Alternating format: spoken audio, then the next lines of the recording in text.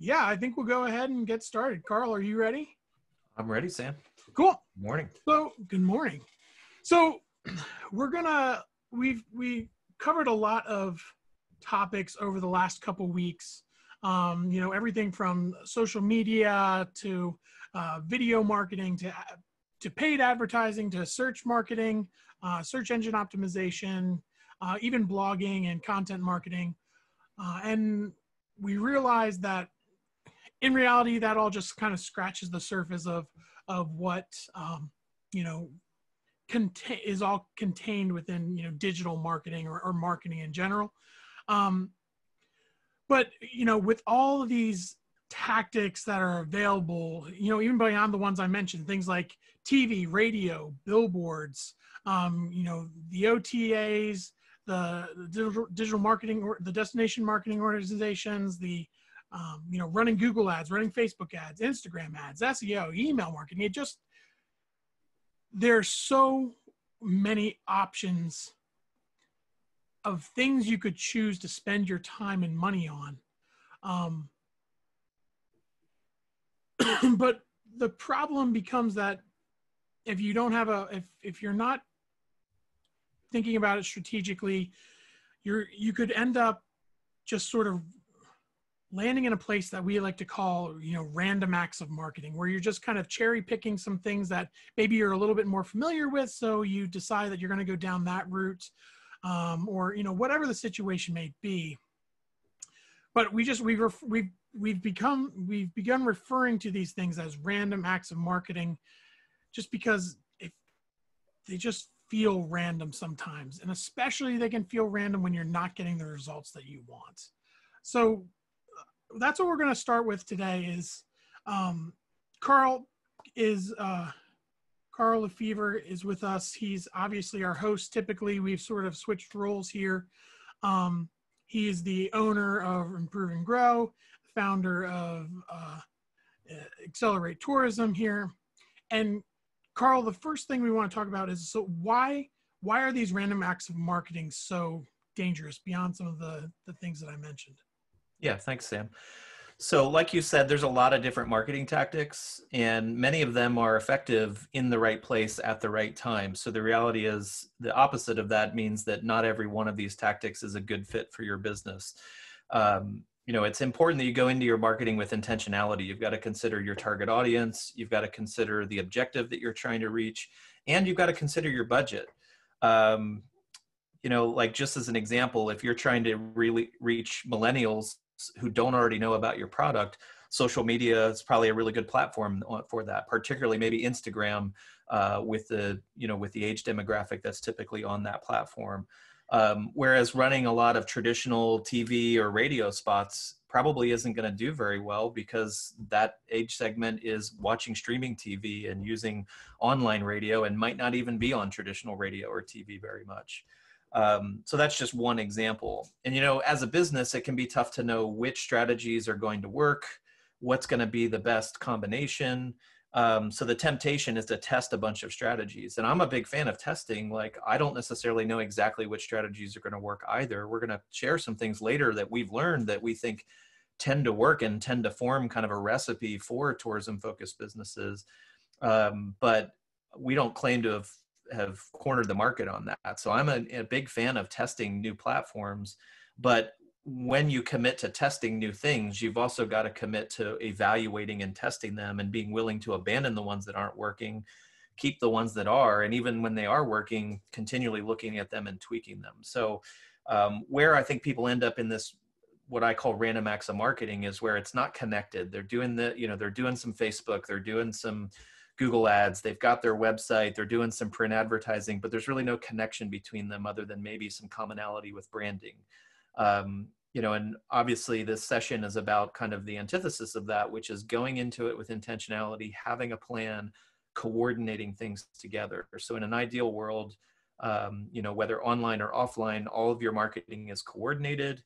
You're aligning your marketing with where people are with the right messages at the right time. And, it's important, no matter where you are in your marketing journey, to evaluate this. I've worked with some very established businesses that had built up a lot of different marketing strategies over time. And this is an extreme example, but I worked with one business where literally 80% of their marketing spend was completely being wasted.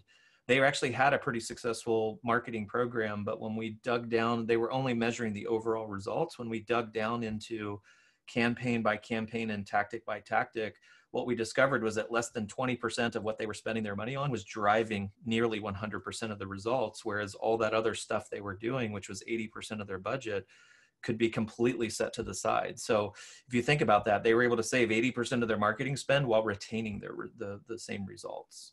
So Yeah. that's another big benefit, is it really comes down to money, using your money wisely. So if random acts of marketing is obviously what we want to move away from, how do we move away from that? And what are we moving towards? Yeah, good question. So, I want to introduce the concept of a buyer's journey. It's interesting. Like, I don't think anyone would maybe consciously admit this, but I've often run into two kind of big myths as it relates to the best way to market, and it reveals that we kind of have some misconceptions about the way people buy. The myth number one is that, hey, if I just run an ad campaign, I'm going to get more bookings. And it's the myth that's there is an assumption that, you know, like, let's talk about search ads. If someone's searching and I'm running an ad for those keywords, that the general experience is going to be they search, they click on your ad, and then they buy your product or service, or they book your experience. And the reality is it's usually not that simple, which leads to the other myth, which is the other myth I run into a lot is, hey, I don't understand how any of this works. So I'm going to use the spray and pray method. I'm just going to try a bunch of different things. And if it seems to be working, great, I'm going to keep doing those things. If it's not working, I'm just going to throw it all out because I don't understand how this all fits together. The reality is a lot more messy, as you'd imagine. The reality is that the buyer's journey is a long, winding path. It's got many stops along the way. And that can sound discouraging, but it's also important to remember there is a process. There are phases that buyers move through. There are decisions they run through. And it is, to a degree, predictable. It's just not as predictable as this linear search, click, buy type scenario that we often distill things down to.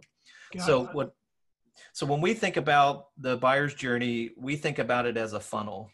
And there's lots of different ways to characterize the stages of the buyer's journey, but the most common is to break it down into three main steps.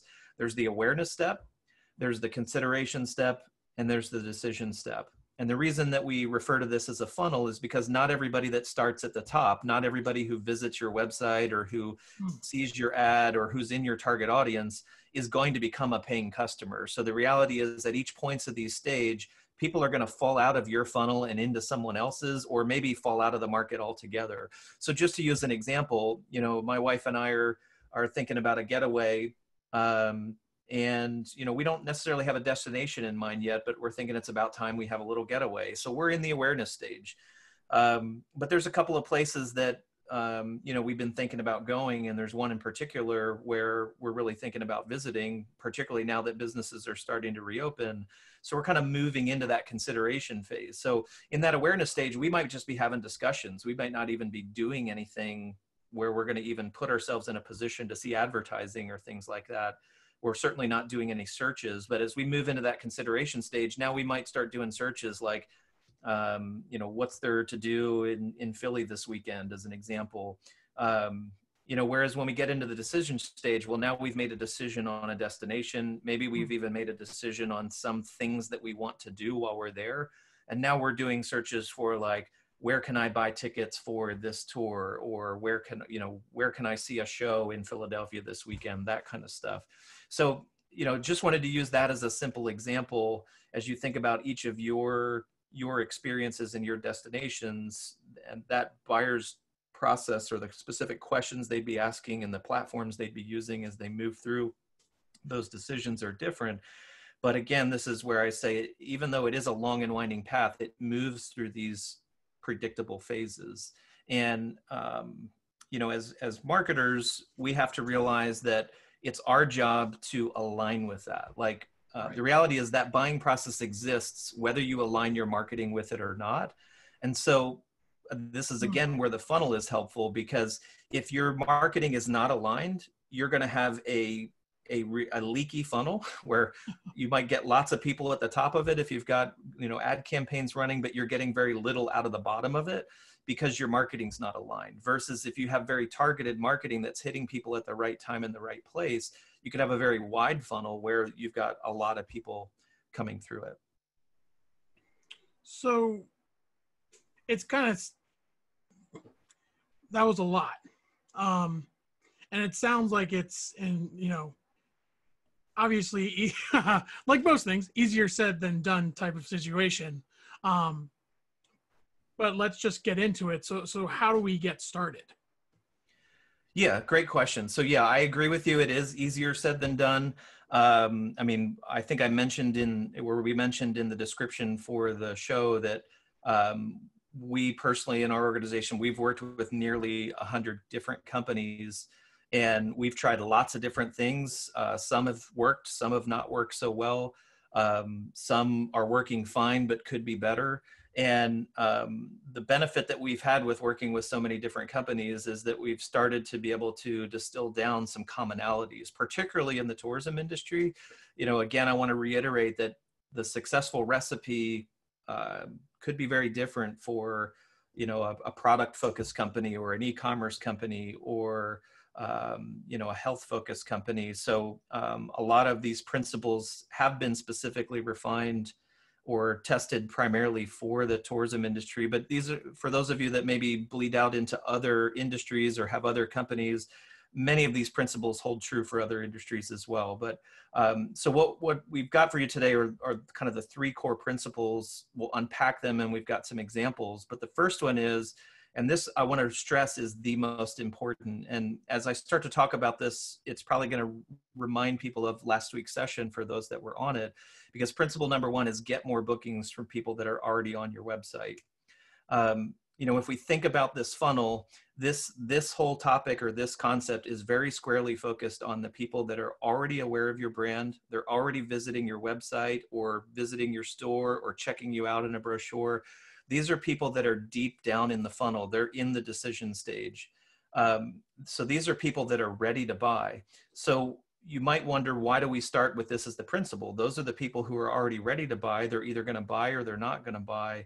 Why should I focus on them? The reality is, if we just use your website as an example, some websites, like we talked about last week, are difficult to navigate and make it hard to book. Other websites are really easy to understand, easy to find what you're looking for, and have a really fluid and easy to use booking experience.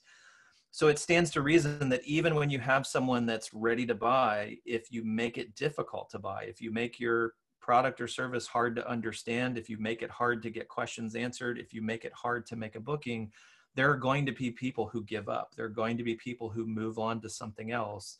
I'm a statistics kind of guy, so I like to look at the math. Let's say your website's getting 10,000 visits. Depending on the size of your business, 10,000 might be relevant for your annual website traffic. For other businesses I know on the call today, 10,000 visits a month might be relevant. And there might even be a few where you get 10,000 visits a week. So whatever time frame we're looking at, what I want to talk about here is your conversion rate. So last week we talked about principles or best practices for improving your website. We didn't talk about the statistical side of that. So when we talk about a conversion, we're talking about someone who takes a desired action on the website. This is someone who fills out a form. If you're a nonprofit, they're donating to you. This is someone who places a call to make a booking, or someone who directly makes a booking online. And when we talk about a conversion rate, we're talking about the number of people who visit your website, how many of those actually take that desired action.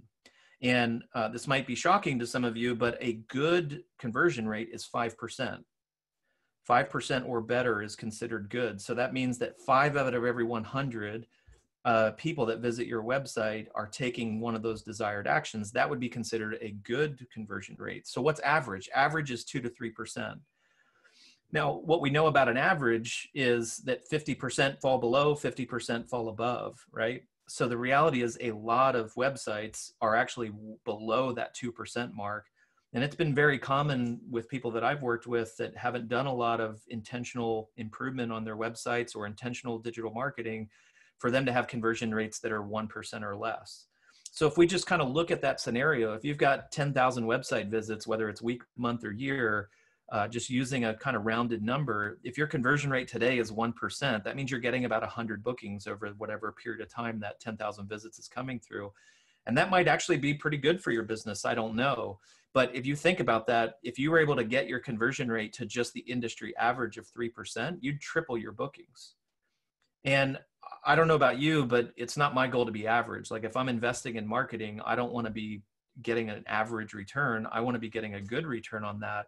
So if you could get your conversion rate to 5%, now you're talking about 500 bookings. And what's really powerful about that is that's on the same traffic. So this is without investing anything additional in driving more people to your website, running more ads. This is just investing in your website. And many of the things we talked about last week, you could do on your own or with a little bit of investment. So I know each of you, your experiences vary. Some of you have experiences that are $20, $30 ahead. Some of you have experiences that are $300, $400 ahead, or maybe even more. But if we just assume in this scenario that the average booking is $200, that's a difference of $80,000. So same level of marketing investment, ongoing marketing investment, $80,000 more in revenue because of improving your website. So that's why this is principle number one. So just kind of pause here, and I don't want to go back and rehash what we talked about last week, but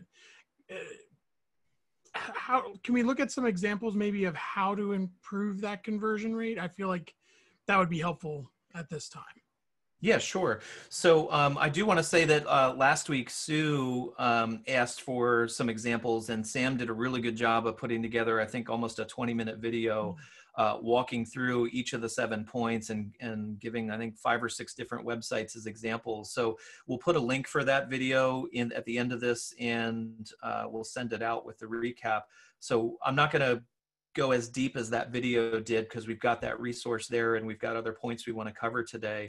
But I do just want to give you a couple of examples. And Nicole from Twin Pine, if you're on the call today, just want to give a shout out to you. I hope you don't mind just using your website as an example. But you know, one of the principles talked about last week is just make your offering clear, or the way I worded it here is make a good first impression. So, you know, having consistent branding, having compelling messaging, having engaging images. Like I look at this, just the homepage of this site here, and I can tell this is a professional company. They've got good branding, you know, a luxury Lancaster County bed and breakfast, more than your ordinary B&B getaway. That kind of grabs my attention. And then every image that's on their website, but this one here is an example, because it kind of draws me in and shows me what kind of experience we're going to have. Same screenshot, but a couple of different points I want to emphasize is making it easy for users to take an action. So we talked about last week using strong calls to action, making those calls to action consistent in terms of color and phrasing, and making them easy to find. So what you see on this website, I know the screenshot's a little small, but the phone number is very prominent. The Book Now button's very prominent. The color we use for the Book Now button is very consistent. And then there's also prominent calls to action in the content. So wherever the user is on a page on this website, when they're ready to book, it's going to be very clear what to do. And there isn't any page you can go on this website where the user's not being called to take that action. And for someone who prefers to call by phone, it's super easy. And in fact, on a mobile device, that phone number is clickable, so they can click on that and call without even having to dial the number. So those are a couple examples. The other one I want to emphasize is social proof. So building testimonials into your pages, pulling in testimonials from Google, from Facebook, from TripAdvisor, and promoting those not just on a single page of your website or not on your social media profiles, but directly on the pages of your website homepage. And if you're a bed and breakfast, the lodging pages. If you're an attraction, your booking pages. You know, wherever the user could be, that's a great place to weave in some testimonials. So again, there's a lot more best practices to follow for improving your conversion rate. I'd encourage you guys to check out that video or the recording from last week's session to get more detail on that. So my question then is, and that it all sounds good. I'm sure there's going to be some people who felt a little overwhelmed about that. That's why we send out the recording. And you can obviously rewatch it as many times that you need to. But going back a little bit, so you said about the traffic, and you used an example of 10,000 visitors at a 1% conversion rate ends up being 100 bookings. But if my website is only getting 100 visitors a week or a month or whatever it is, the point is it's a lot less traffic. Let's just use the 100 visitors a week. Even with what we are saying is an outstanding conversion rate or a better than average conversion rate at like 5%, that means I'm still only getting 5 bookings, right, from those visitors. Yeah, exactly. So that's a great question, Sam, because that really pinpoints that there's 2 core problems for a business, right? One is not having enough of an audience or not having enough people. The other is not getting a high enough booking rate. So principle number 1 is really focused on that booking rate part, and it assumes that you've got a certain audience that you're working with and that you could improve your booking rate with that audience. And I think that's generally true for most people on the call. But even if that's generally true, you know, improving from 1% or 3% to 5%, those are some pretty significant changes. But to your point, if you have a low volume website, you may still be leaving potential bookings on the table, because what about that audience that you could develop? And so that's a good segue to principle number 2. And so principle number 2 is all about driving more traffic to your website. But it's not just about driving any traffic. So the specific principle is you want to attract people who are already seeking the experience that you offer. And that may sound better, you know, that may sound too good to be true. Like, yeah, find me those people. Find me the people that are already want to book with me. You know, don't take me too literally there, but do take me somewhat literally. It is possible to position your marketing in a way where you ensure that you're getting in front of people that are already disposition to buy, and specifically the kind of experience that you offer. So it's important to understand that not all traffic is good traffic. And again, this presentation is pretty focused on the digital marketing side of things, but I do want to reiterate that this same concept of a sales funnel, the same concept of a buyer's journey, and all of these principles that we're talking about are just as applicable in the offline world. So, you know, the point here is not everybody visiting your destination is a good candidate for your experience. Not everybody visiting your website or everybody online is a potential customer for your business. They might be a potential customer, but let's say they're not not everyone is a highly qualified customer. So the key is we want to figure out how to focus on attracting people that are already seeking the experience you offer. Because with more qualified traffic, you're going to get more bookings with a higher ROI. And, you know, another day, another time, we can talk about the concept of building demand, which is building your own audience, increasing your reach, and developing an audience within your overall target audience or population. But most of the experiences you offer, there's already an audience for that. Every day, there are people looking for something to do, places to stay, places to eat in or around your destination. And so principle number 2 is all about getting in front of those people that are already there, already searching, and positioning yourself in front of them. So one of the big places we focus on as it relates to this principle is search engines. And the reason is the fact that it's here. 4 in 5 consumers use search engines to find local information. Source for that is Think with Google. I know it sounds funny to build research off of Google when we're talking about what happens on Google, but I promise you this is reputable research. It's compelling, the percentage of people that are using search engines, even people who are making their bookings by walking into a store or picking up the phone and calling. They're still doing their research online. Even people who are seeing billboards or a TV commercial or a radio spot, they ultimately go on the website to check it out before they make a decision and make a booking. So when we look at this, so search engines and being present on search engines, I would say should be a number 1 priority for anyone on this call. And I don't think it would be too much of an argument for it to be a number 1 priority. The rub comes into, yeah, but it's hard. And this particular example on the screen is actually a good one. So I did a search this morning for things to do near me. And what pops up on that screen is roughly 20 listings. And we've got ads, so people are paying to be at the top of that page. And then we've got organic listings. But every single one of the organic listings on that first page are not a attractions website. So the next 4 listings on this page are all directories. So one of those is TripAdvisor. Actually, one of those is Yelp. 2 of them are TripAdvisor, actually. One of them is a local DMO. It's actually Discover Lancaster. Sarah was on one of our earlier calls. The next one is Lancaster, PA, which I don't know if Gordy or Jen are on today, but they manage that site. And then almost everything else is a combination of coupon sites, blog articles, and what we call resource pages. So a resource page would be like a local business that has a page on their website that says, here's some other places you should check out, or here's some places that are in the area. So what's really astonishing about this particular search result is this would be like the prime keyword for a local attraction, right? Get in front of people who are looking for things to do in your destination. And every single listing on this page is not an individual business.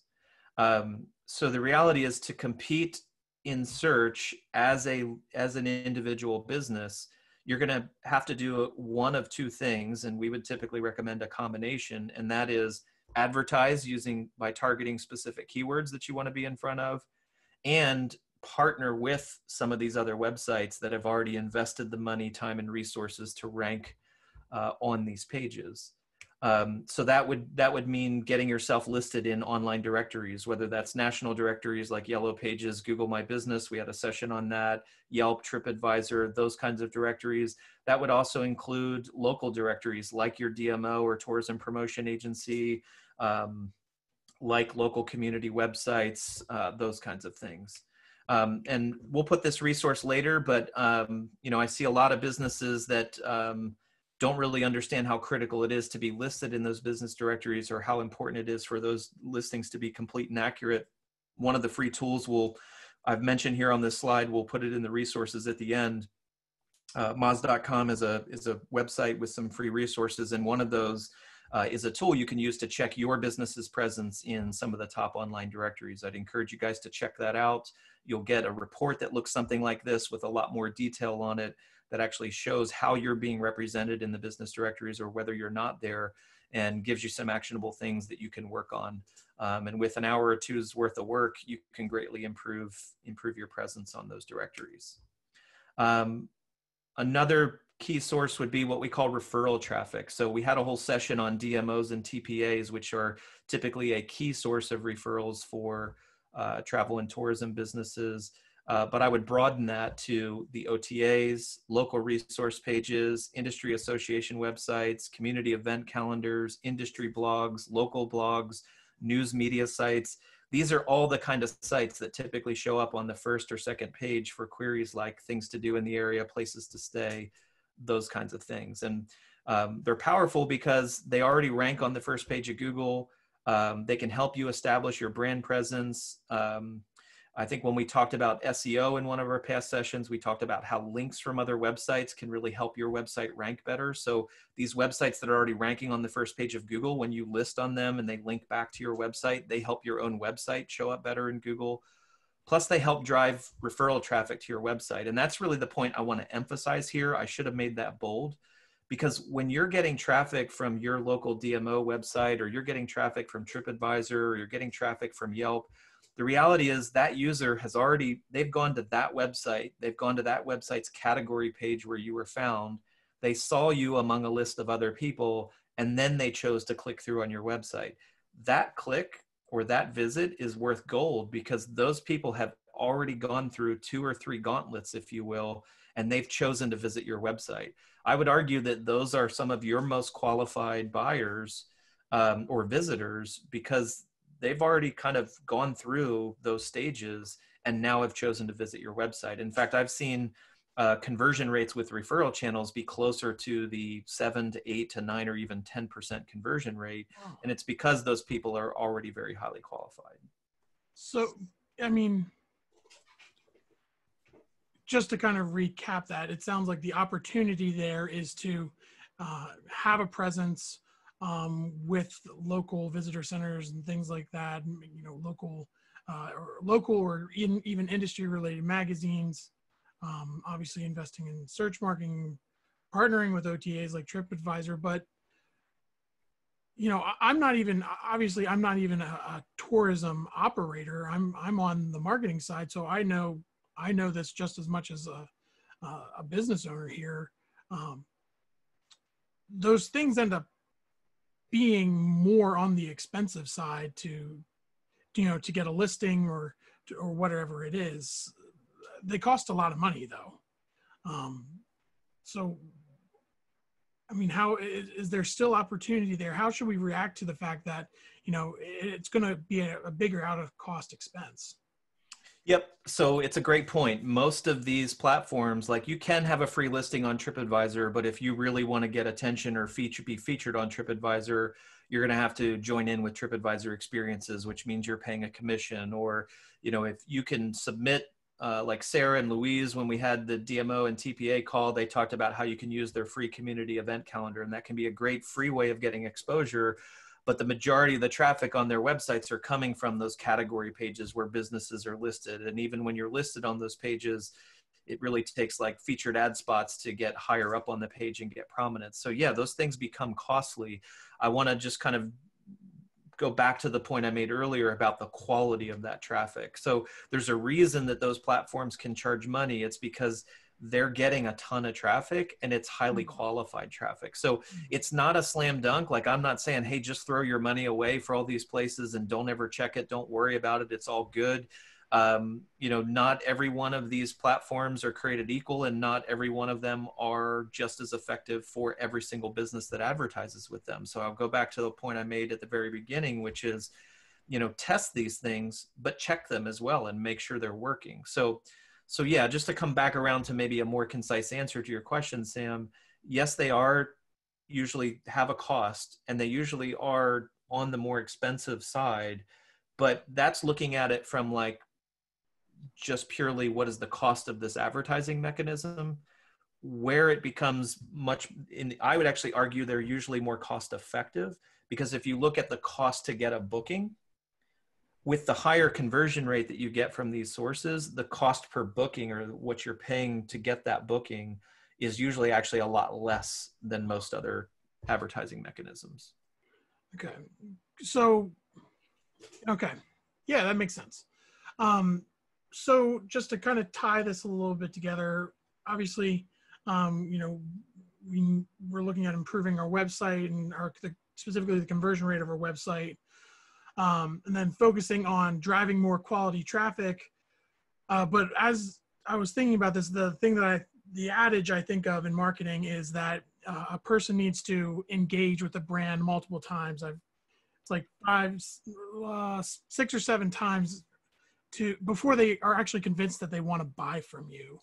So I think we have a way to talk about that and what we need to do there. So what are some ways that we can make those multiple touch points with a potential buyer? Yeah, absolutely. And Sam, if you don't mind, I'm going to backtrack just for a second, because I realized I didn't hit next soon enough. I don't want to forget about social media. We had a session on social media at the very beginning. Social media can be a very effective platform and very cost effective for most of you, and can be a very targeted way of reaching specific segments. I alluded to earlier that Instagram, for instance, is a great resource for the younger crowd. Facebook has become, a place where you can reach that crowd, but more dominantly more the middle-aged crowd. And it also gets down into behaviors and things like that. So that getting too detailed into which platforms and what audiences and what's most effective for each platform is a little bit out of scope for today. But the point I want to make is, don't forget about social media in this whole mix of getting in front of people that would be good for your target audience. So to get back to your question, Sam, yeah, I agree. In fact, I quote that statistic here in a subsequent slide. This goes back to the first myth that we talked about, where most buying transactions don't happen on the first visit. It's not search, click, buy. It's search, click, check out another website, search, click again, maybe sign up for emails, but don't make a purchase yet. And eventually, you're going to come back and make that purchase, hopefully. So principle number 3 is built on this whole idea that not everybody, even if they're interested, not everybody is going to buy right away. So you need to have, as part of your marketing strategy, a way to re-engage interested people until they're ready to book. So this is all really, another word for this is nurturing. So some of you who have seen other webinars or read books on marketing or gone to school on marketing or just kind of done your own research, you may have heard of the idea of lead nurturing. And that's really what this concept is about. So again, to reiterate, most people don't make a purchase on their first click. I mean, think about the last time you went to a new destination or you were searching out something new to do. Even when you found something you were interested in, did you actually make the purchase on that first search, or did you talk to your spouse about it? Did you make plans with a friend? Did you check out some other things and then maybe come back to it later? So Sam had already quoted this, but research shows that it can take 7+ interactions to get to a purchase. So you as a marketer, you've paid the money or you've paid the sweat and tears to build that audience, to get them to your website. If you don't have a strategy for re-engaging them and keeping in touch with them until they're ready to make a purchase, the reality is you're leaving it up to chance. Now you're back to random acts of marketing. You're leaving it up to chance for them to maybe come back and think about you, or maybe when they're really serious about taking the trip, they start a new search and now they end up on someone else's website. They end up visiting your destination, but not through your experience.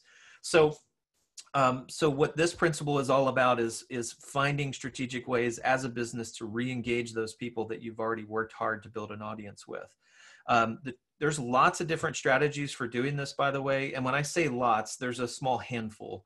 But there's two particularly that I'm going to focus on here. Again, because this presentation is a little more weighted towards the digital marketing side, but also because these strategies are very much under your control. They're very cost effective, and they are not as cost intensive or labor intensive as some of those other re-engagement metrics. Just to throw out an example, you could cold call everybody, right? Like you could call everybody in your target audience and keep calling them, right? But that's going to be very labor intensive. It's going to be very costly. And frankly, it's going to be pretty annoying. So the two strategies we're going to talk about today are email marketing and retargeting. And again, the whole concept of this is if you can create a strategy for re-engaging these people, you're going to capture bookings that you would have missed. So just to, again, I'm a math guy, so let's talk about why we emphasize retargeting and email as the best re-engagement strategies. Click-through rates on retargeting is usually 10 times or better than that of a normal banner ad or display ad. So, we tend to stray away from general banner advertising or display advertising because they're generally good for awareness, but in terms of click-through rates and conversions, they're typically pretty low.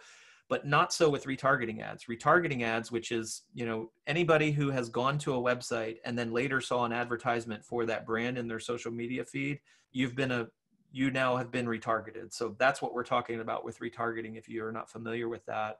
So what we're saying is, the normal click-through rate on a display ad is like 0.2%, sometimes even as low as 0.1%. But the typical click-through rate on a retargeting ad is often 1% or better. So they get tremendous click-through rates because they're much more targeted. And website visitors who are retargeted with display ads are 70% more likely to convert. And that's not a statistic I just made up. There's research to back that up. And let's talk about the email side. I would actually tell you, you've seen things like email is dead. Nobody opens emails anymore. Hands down, email is still the most effective from a conversion rate perspective, digital marketing strategy there is, or I'd even argue marketing strategy in general. The challenge with email is if you don't have a big email list, it's not going to do anything. And the other challenge with email is if you don't have a good strategy of segmenting and targeting your emails, you're not going to get good responses from your emails. So whether we're talking about retargeting or email, they can be super effective. I mean, just look at some of these statistics here. Automated email workflows have 309% higher open rates, 455% better click-through rates. Email sequences, like when someone signs up or when someone takes an action and you have multiple emails that are spread out over a period of time, 63% more sales capture. So there's some pretty compelling statistics there. So let's talk about retargeting. There's what I'll call it 3 types of retargeting. General retargeting is simply serving a display ad, like a branding ad, to someone who's already visited your website. So it's relatively simple to set up. You create an ad, you set a target audience for people who visited your website using Google Analytics or or retargeting pixel if you're talking about Facebook or LinkedIn. And then anybody who's been on your website now sees your branding ads. So that can be a great way of reminding them that you're there, reminding them to come back and visit your website.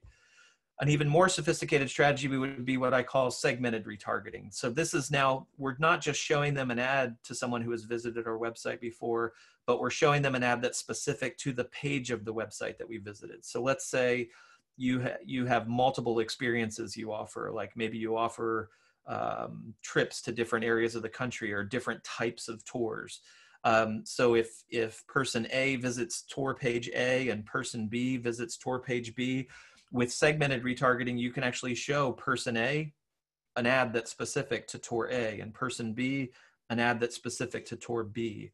And then the next step would be what I would call retargeting sequences, where this is recognizing that people are in different stages of the funnel. So someone who visited tour A's page and then left the website is maybe still in that, awareness consideration stage. Whereas someone who visited tour A and then went to your booking page or your pricing page or your FAQ page, that signifies that they're further down in that decision-making stage of the funnel. So you can actually tailor what messages you're sending through retargeting. That person who's maybe still kind of kicking tires or just browsing, you can kind of create some intrigue or create some interest with your ad campaigns. That person who's already been on the pricing page, or maybe they've even started the checkout process and then abandoned, you can be a little bit more aggressive and more direct with those people and say, hey, come back to the website, complete your booking. Those people who are further down in the sales cycle are also more likely to respond to an offer, right? So with retargeting sequences, you can be much more specific with your ads. And the more specific you are, and this will be true about email too, the more specific you are, the better results you're going to get. So let's talk about email marketing a little bit. Many of the same concepts that we talked about with retargeting would apply with email. The key difference here is you can't send someone an email if you don't have their email address. And if you want to comply with rules and things like that, which you should, you can't send them emails if they haven't agreed to receive your email. So, you can go out and buy lists, but it's pretty spammy to just send emails to people that haven't asked to participate. So the challenge or the key difference is with retargeting, you can retarget anyone who visited your website. It's anonymous. And that's why I emphasize that one first, because you can start retargeting people that you don't yet know. But once you know them, once you have a known contact, email is hands down a more effective way of retargeting. And again, it's another thing where I wouldn't say one or the other. I'd say combine the two, do retargeting and do email marketing. So just some quick examples that, I think probably most of the people on this call are doing something like a monthly newsletter or sending out promotional emails. And those are good things to do. But what I'd suggest to you is think about being more targeted. Think about sending emails to more segmented lists, and think about sending them based on time-based triggers or action-based triggers. So just some examples. Send an email to a user that abandoned a cart during your booking process. Depending on the booking platform you use, they might have a built-in way to do that.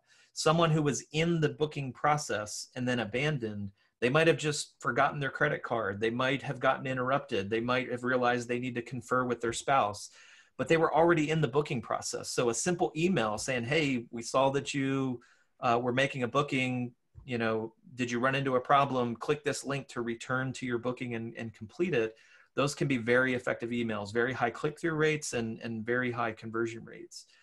Send an email when a known contact returns to the website. So if someone who's on your list and hasn't purchased for a while is back on your website, that's a great time to send them an email. Now you might say, how would I know they're on my website? Well, depending on the email marketing system you use, some email marketing systems integrate with your website so that you can actually see when someone who's on your contact list visits a particular page of your website. Other examples, send an email the month before the anniversary of their last stay at your property. So, a lot of you have establishments where people come back year after year after year. But the reality is people have choices. I mean, my wife and I, for instance, we take not a lot of trips, but we take a few trips a year. We don't always go back to the same destination. We might forget how good of a time we had at one destination. So, but it's pretty common for people to take trips around the same time as they did before. So back that up a month or two, send them an email and say, hey, we really enjoyed last time you were here. Maybe it's time you come back again.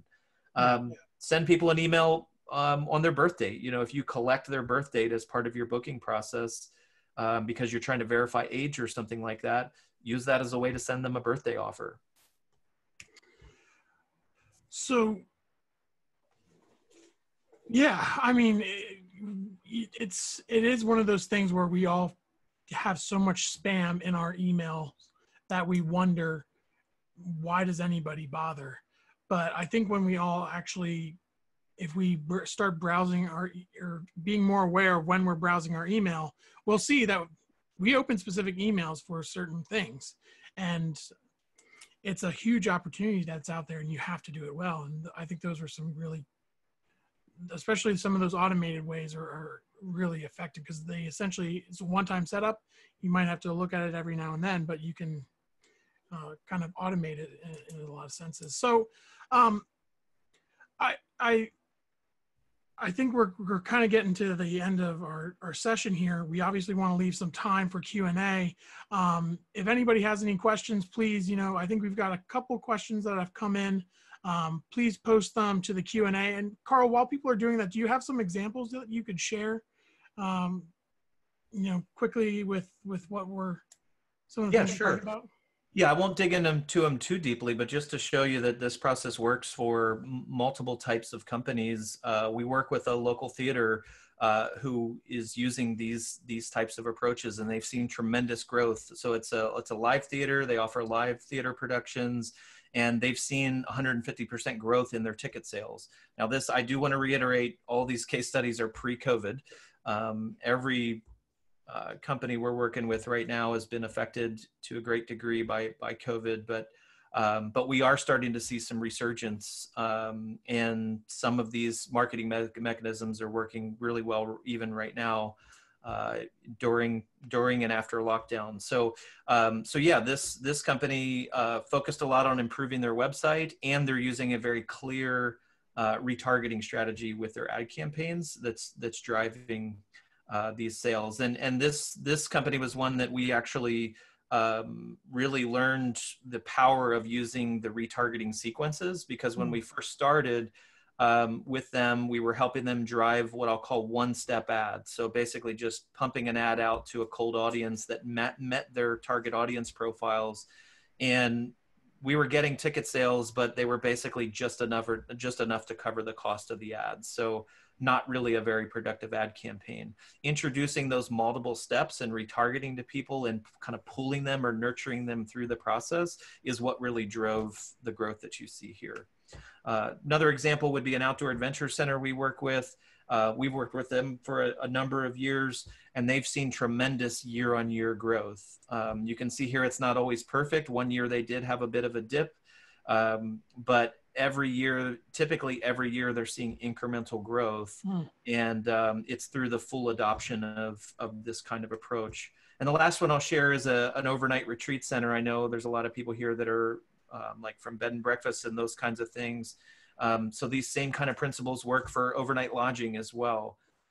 This particular organization has just seen a ton of tremendous growth, all through driving with an emphasis on search engine marketing to get in front of people that are searching for a retreat center, and then retargeting those people until they're ready to make an inquiry, and then using a lot of email targeting to pull them through the sales process to, helping them promote their retreats and increase their group participation to help, bump up, how many people are actually attending each of those events. Great. Yeah, perfect. So, Carl, we do have a few questions here.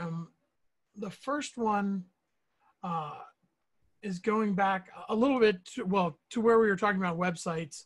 And I will say, in the video that I put together for the examples from last time, we do talk about this, but I do want to answer the question now. The question is, why do people say that website load speed is important? Yeah. So I'm going to date myself a little bit, but the example I like to use is the transition in photo processing, phones, and internet speed. Like, if you think about, for those of you who remember the past days, the amount of change that has happened It used to be cool just to be able to pull up a web page, and now if I have to wait more than a second, I can't stand it. So page load time, I mean, there's been pretty significant studies that show for every second a page takes to load, you're losing somewhere around 30% of your audience. Don't quote me on that one. I'll have to look up that statistic to get the exact stat. But every second your page takes to load, you are losing people. There are people who are on slower internet connections or who are just impatient, and they're just going to hit the back button and move on to another page. Yeah, it is. It's one of those things where it is more of a technical issue, and requires some of that knowledge. So if you have somebody who's a web developer, or somebody that works in that industry, if you don't feel like you can sort through some of that stuff, reach out to somebody who's in that space to help try to work through some of those issues if you think you're having them. Yeah. Secondly, we have a question here.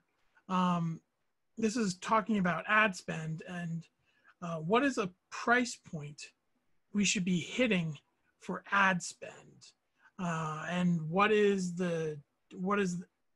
a decent price point to have if you're trying to engage in an agency doing all this. So it's how much should we be spending? How much should we be expecting to be charged by an agency? Yeah, good question. Good question. So I think that's coming from Matt. So Matt, I'll address this to you, but it's for the whole group here. So the way I like to think about what you should spend on advertising is might feel a little bit backwards. So I don't think you should start with what should I pay for an ad or what should I pay an agency. What you want to do is work your way backwards. What is the growth you're looking to achieve? So let's say I'm a small tour and I have annual revenue bookings of $100,000 and I'm setting my sights on growing to $200,000 or $300,000. Let's just use the 300,000. So I'd like to double my sales over the next couple of years. I'm trying to generate $200,000 of incremental revenue above and beyond what I do now. I think it's pretty obvious. I don't want to spend 200 to get 200 because the reality is there's a cost to that. So then we've got to think about our profitability. So let's say your overall gross margin on that is, I don't know, let's say 50%. So I've got $100,000 of profit. Now I don't want to spend 100,000 to get 100,000 of profit because then I'm just spending money, to make money and it's a wash, right? So my general rule of thumb is any investment I make, whether we're talking about marketing or otherwise, I want to be able to get, particularly with marketing, you should be able to get a 2 to 3 time return on your investment. So if that 200,000 revenue growth is about 100,000 of profit, you shouldn't spend more than, let's say, 20 to 30,000 on marketing. I think that would be a good investment. So then the question is, what's the right mediums to spend that money on? Advertising can usually be really good. The specific price point is going to vary on the market you're in, the specific experience, and how much competition there is. You can figure out some of those things. You can get close to that using keyword research if you're looking at search marketing. You can do that using audience research if you're looking at doing display marketing. There are benchmarks online for some categories and types of advertising, although they rarely get as specific as your experience. So keyword research is a great way. I would say as a general rule of thumb, average cost per click in the tourism market is somewhere around $1 to $2. And so we find you can generally get a good return if your average ticket price or average transaction is $100 or more. So if your average transaction price is $100 or more, you should be able to be really effective with targeted ads. If your price point is lower than that, it doesn't mean advertising can't work for you. It does mean you're going to have to pay a lot more attention to the performance of those ads and to what you're paying on a cost per click basis. In terms of agency, agency management fees vary. Specifically for advertising, I've seen them range anywhere from 15% of ad spend to 30% of ad spend. What I would say, Matt, and to the rest of the group, is what you want to focus on is not so much the price point of the agency, but although that's important, but can they get the results? I've seen some agencies that are super cheap, but are a complete waste of money. I've seen expensive agencies that are expensive and a waste of money. I've seen agencies that are moderately priced and do a really good job. So price is definitely important, but just as important is, do they know what they're doing? Do they have demonstrated success? And do they pay attention to the numbers? Because I don't know about you, but if I'm investing in a partner, I want to invest in a partner who I don't have to keep my eye on every day. And I would say, like, if you're engaging an agency to spend, I don't care if it's $5. If they're saying, here's the plan, and you don't feel that they're backing it up with like actual statistics to the best of their ability, and you just ask the questions of, okay, how did you get to this information? Just don't be afraid to ask an agency, if they present you with something that they think is, some sort of model or whatever, just ask them, okay, can you show me your work? How did you actually get to this spot?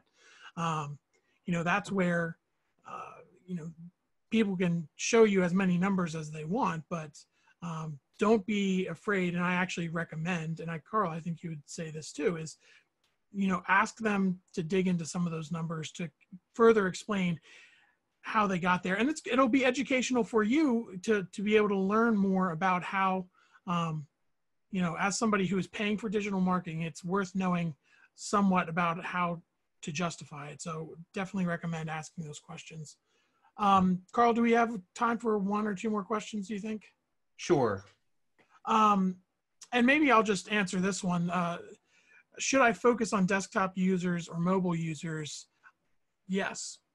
Yeah, I agree. You want to focus on both. Yeah. And I see this question from Marta. So how long should it take for an ad campaign set up by your new marketing agency to start getting results? So I would say it does somewhat depend on what the advertising platform is, but as a general rule of thumb, once the campaign is set up and running, you ought to be able to tell if it's getting any kind of results, like that it's driving traffic or attention within a few weeks. I would say within no more than 3 months, it ought to be performing. So that might not be the answer everyone wants to hear, but the reality is it takes time to dial in a campaign. It takes time to refine the audience, to refine the ad copy, to refine the targeting. But it should not take any longer than 2 to 3 months. Some other marketing strategies like SEO can take 6 to 12 months to really be proven effective. It takes time to warm up the search engine. It takes time to build content. It takes time to build links. With advertising, specifically digital marketing ads, I would say no more than 3 months, and you ought to actually be able to see signs of success within at least a month. Yeah. Great. So great. Well, for those of you who are still hanging on, I know some people have had to drop off because we've hit the hour. We will be sending this out by email. The recording will have the list of resources, but just want to call your attention to the video that has examples of ways to improve your website. Again, I would say these principles are both in the order that you should follow them. They're also in what I would call the order of priority. If all you did was principle number 1, you will be better off. If you add in principle number 2, you will be better off. And you add in principle 3, you will be kind of running on all cylinders, if you will. Also want to point out, we didn't make a big deal out of this, but we actually launched a website for Accelerate Tourism. We're putting all of the meetups, the past meetups up there. We have the videos, we have the transcripts, the list of resources. We've got some other resources on there as well. And then I'll also point out that tool to check your presence on local directories. Again, we'll put that link in there. So let's talk before we close about next week's meetup. So next week is June 12th. Most of you are either already open, you're opening this weekend, or you're going to be opening in the next couple of weeks. So next week is going to be the last of our weekly meetups. We're going to move to monthly like we promised once everybody started to get closer or had opened, because we know you're not going to have a lot of time for weekly Zoom calls like people may have had over this lockdown time. But next week is going to be a really important one, I think, for a lot of you. We're calling it Reopening Experiences, What to Expect and How to Market. And so the whole goal of this session is we're going to invite tourism business leaders who have already had their businesses open to help speak to us about what's been happening. So what does booking volume look like? What what kind of interactions have they been having with customers? What changes have they had to make to their experiences? What effect has that had on their operation? How have they changed their marketing strategy in light of reopening? And just what does it look like? You know, is it like nothing to something right away? Is it taking time to build up? You know, is anybody getting business? Some of you already know the answers to those questions because you're in the thick of it. Some of you are wondering the answers to those exact same questions.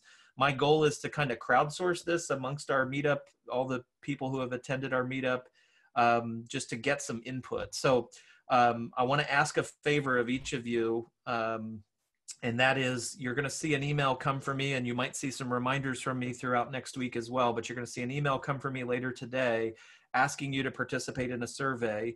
And I want to ask each of you to take 5 minutes to respond to that survey. Because what we want to do is basically share the experiences that each of you have had, or for those of you who aren't open yet, what you're planning to do, so that we can summarize that information and share it with the meetup, so that people who can be sharing their experiences and learning from each other on what the typical experiences have been. And as I mentioned, we're going to be inviting some people that are open or that have been open for at least the last few weeks on the call to help provide some ground floor perspective on what's been happening in the market. So I think it's going to be a really good session for each of you. It's going to be a little different. It's not going to be teaching. It's not going to be as much marketing strategy, those kinds of things. This is going to be more feedback from your peers on how things are going, perspectives on how things are going, ideas on what they're thinking, how they're pivoting. And it'll also be a great time to ask questions. For those of you who aren't open yet, it'll be a great time to ask questions of those who are, and just to trade ideas. So again, 2 requests. One is please respond to that survey. The more information from more people that we can get, the better the results of that are going to be for everybody. And then number 2 is please come to the meetup. We want to get as much participation as we can next week. Thanks, everyone. I hope you have a great weekend. And I know a lot of you are opening up today. So just wish you the best and pray for a blessed weekend for you.